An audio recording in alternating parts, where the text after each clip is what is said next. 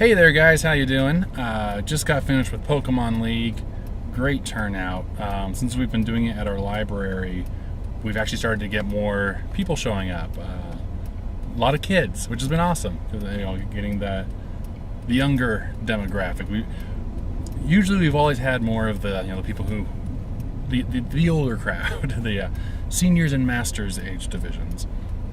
So it's nice to have some younger kids there. I don't know, it gives League a whole new feel. It feels just very refreshing. It's really cool. I like it. And we still have our old timers there as well, but no, it's fun. So for this week, I mostly just want to talk. It's not so much really stuff to show you today. I serve an amazing God, and that doesn't even begin to properly express how incredible He is, the way He provides. A couple weeks ago, I had my little venting session talking about how hard it's been, and while physically, yes, things are still very difficult for me. However, this past week was the first week I've been able to work every day without calling out. The first time in at least a month, it seems like. So if anyone's been praying for me, thank you. I really appreciate it. God answered those prayers. And there's been some other stuff that's kind of gone on in life where I'm not really comfortable sharing it on camera, just because things aren't finalized, or just personal life stuff. But God's been opening He's opened some really cool doors and some great, a pretty cool opportunity I'll be able to share with you guys here later. But for right now, all I can really say is it's really cool. Been an answer to prayer. I know not everyone who probably watches my vlog is a Christian, so some of the stuff I'm saying may not connect with you.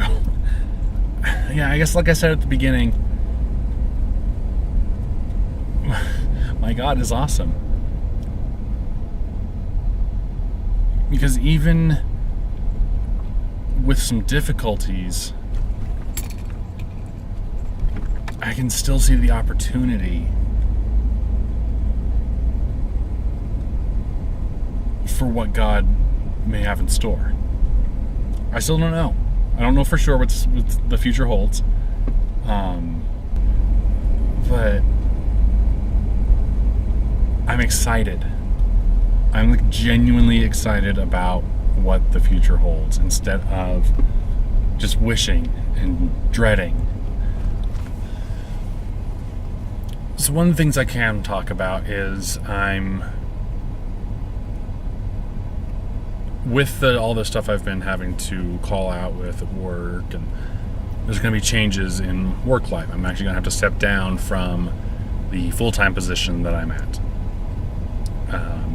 Have to go back to part-time because I've called out too many times, too many unexcused absences.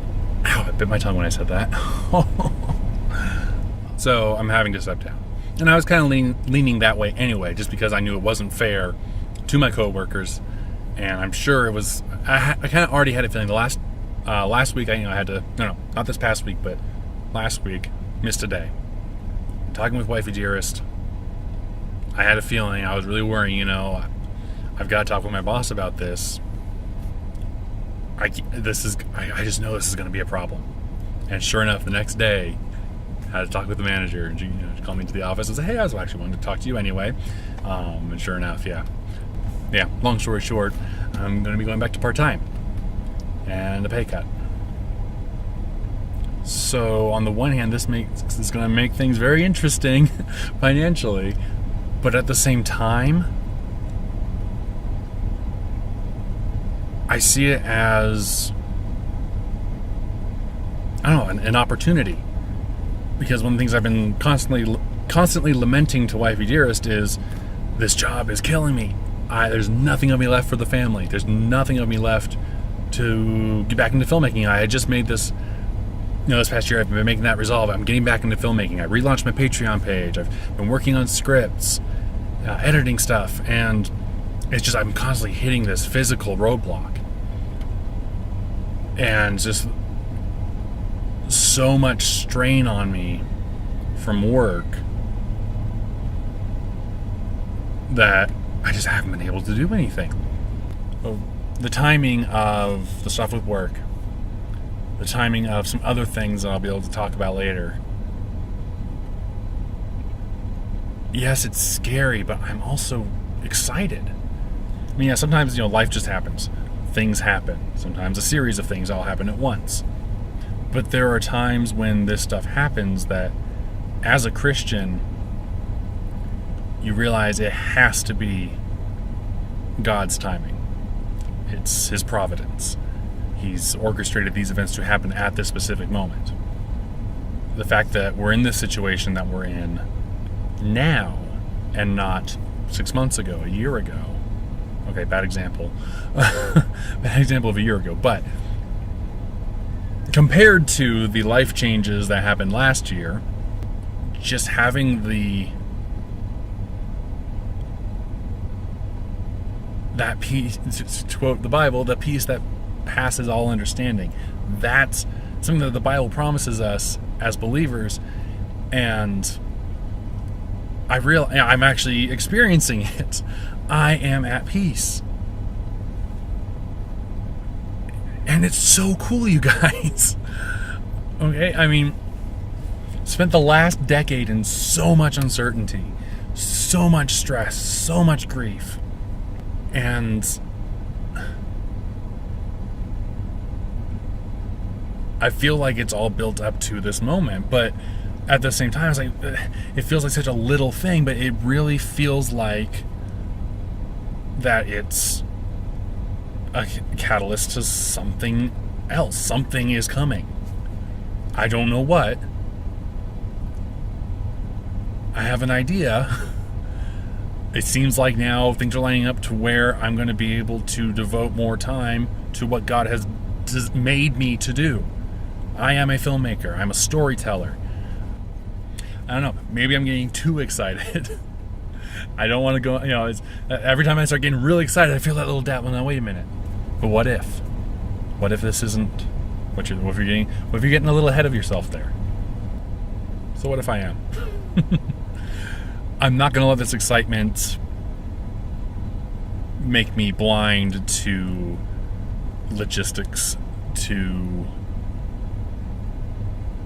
the responsibilities of life. Obviously, I still got to provide for my family. Speaking of, I see one of them out the window here. Hi.